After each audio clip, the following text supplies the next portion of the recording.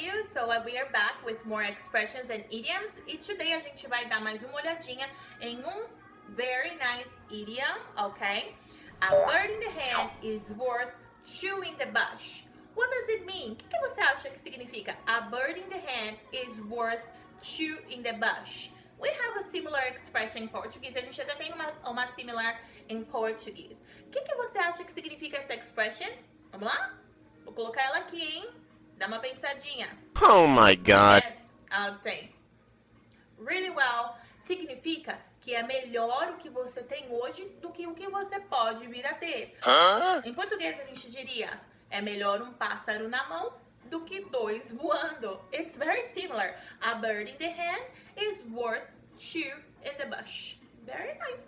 Thank you so much for watching. I'll see you next video. Bye.